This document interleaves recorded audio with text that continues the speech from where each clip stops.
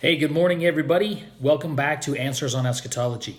My name is Dan Derry, and I am the president of the Institute of Fulfilled Eschatology. And giving you another video today, just kind of felt like wrapping up with Daniel chapter 7 today. And I'm currently in the midst of some video responses to a great friend of mine who is a Jehovah's Witness. And I'm responding to his claim and really the belief of his fellowship that Daniel 7, specifically 7, 13, and 14, speak of a future to us establishment of the Messianic kingdom on earth. Okay? And we've demonstrated from the scriptures, we showed you that Daniel 7, 13, and 14 was fulfilled in the first century as per Jesus' words in Mathew 24, 30 to 34.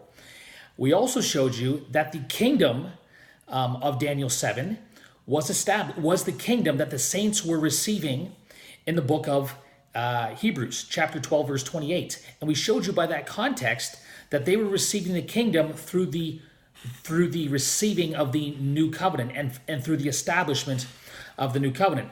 And then in the last video, I went back to Daniel 7 and 13, 14, and showed you once again its first century fulfillment by going to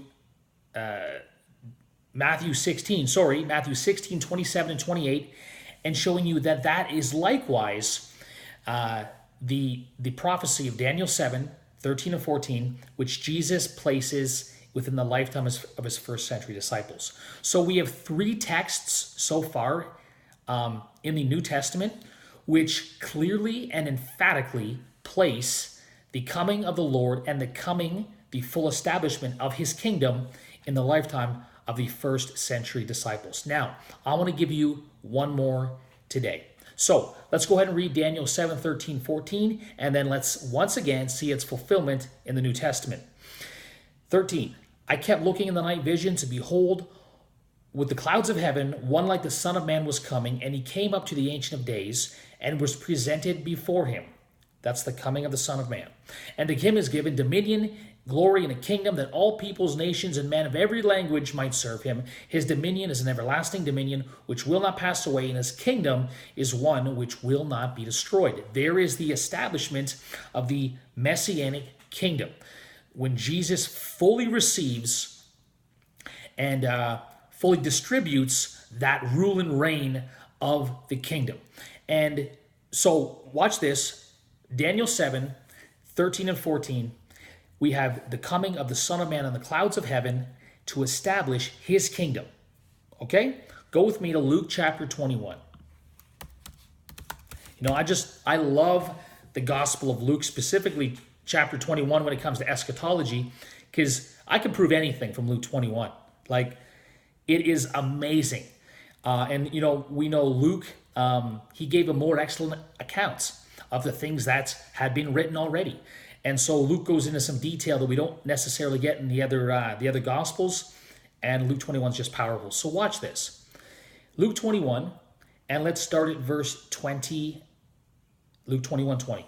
But when you see Jerusalem surrounded by armies, then recognize that her desolation is near. Verse 22, because these are the days of vengeance, so that all things which are written will be fulfilled. Okay? So the context of Luke 21 is the destruction of Jerusalem and the surrounding of Jerusalem by armies, specifically between 66 and 70 AD. Jump with me down to Luke 27. Watch this. Then, when Jerusalem was surrounded by armies, in that war, that context of Roman ensiegement or besiegement, however you want to say that, then they will see the Son of Man coming in a cloud with power and great glory. There's the coming of the Son of Man. But when these things begin to take place, straighten up and lift up your heads, because your redemption draws near. Look at 31.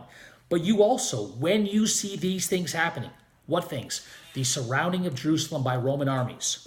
Recognize that the kingdom of God is near. Verse 32. Truly I say to you, this generation will not pass away until all these things be fulfilled. Guys, Luke 21 is the fulfillment of Daniel 7, 13 and 14. Notice again, Daniel 7, we have the coming of the Son of Man to establish the Messianic kingdom. In Luke 21, we have the coming of the Son of Man in the clouds of heaven, in power and great glory in Luke 21, 27. And in verse 31, they were to lift up their heads because the kingdom of God had drawn nigh. So we have the coming of the Son of Man to establish the kingdom in Luke 21. And the next verse says, this generation will not pass away until all these things be fulfilled. Guys, the coming of the Son of Man in Daniel chapter 7 was fulfilled in the events of Jerusalem's destruction. When Rome surrounded Jerusalem in 66 AD, that marked the biblical days of vengeance when all things written would be fulfilled. And what was written, what was prophesied in Daniel, was part of what was written, which was the coming of the Son of Man and the establishment, the full consummated establishment of the kingdom of God. And according to Jesus, that was fulfilled in the lifetime of his first century disciples. So guys, listen, I want to jump from Daniel 7. Next video, I want to teach from Isaiah chapter 2, which my friend, my witness friend, he says Isaiah 2 is likewise a future to us fulfillment of the Messianic kingdom. But for now, guys, just know for certain, we have demonstrated from 4 different texts that the coming of the Son of Man to establish the eternal Messianic kingdom was in fact fulfilled in the first century in the lifetime of Jesus' disciples in AD 70 in the events surrounding the destruction of Jerusalem. That's it for now, guys. Hope that's been a blessing. We'll see you next time on Answers on Eschatology. God bless.